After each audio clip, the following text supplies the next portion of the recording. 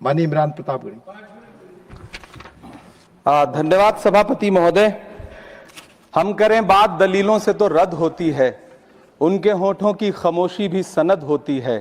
कुछ न कहने से भी छिन जाता है एजाज़े सुखन, जुल्म सहने से भी जालिम की मदद होती है। सभापति महोदय, मैं राष्ट्रपति के अभिभाषण पे अपने बात रखने के लिए खड़ा हुआ हूं। उस दिन देश की संसद के गलियारों में सरकार की तारीफ करती हुई महामहिम की आवाज गूंज रही थी, तो उधर मेरे कानों में हसदेव के जंगलों में आदिवासियों को जिंदगी देने वाले पेड़ों पर चलती हुई कुल्हाड़ी की आवाज गूंज रही थी। सभापति महोदय, इस तरफ महामहिम के भाषण पर प्रधानमंत्री जी संसद की मेज थपथपा रहे थे और उधर उत्तराखंड की अभागी बिटिया अंकिता भंडारी के इंसाफ की आवाजें मध्यम पड़ती जा रही थीं, जो आज भी पूछ रही हैं कि आखिर वो वीआईपी कौन था जिसके लिए अंकिता भंडारी को मार दिया गया।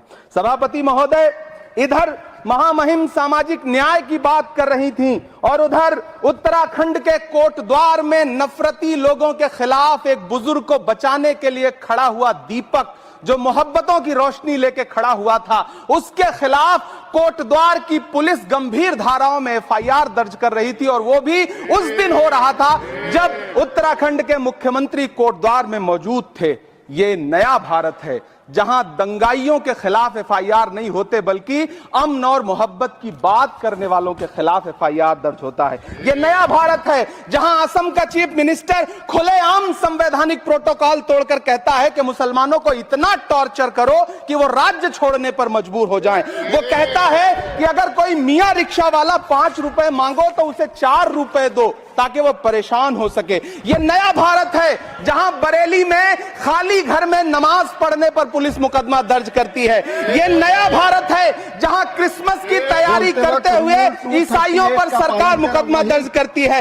ये नया भारत है जहां जम्मू कश्मीर में नीट का एग्जाम क्वालिफाई करने वाले 50 बच्चों में अगर 42 मुसलमान होते हैं तो फिर मेडिकल कॉलेज की मान्यता ही रद्द होती है और जश्न मनाया जाता है। महामहिम राष्ट्रपति का भाषण में सुन रहा था।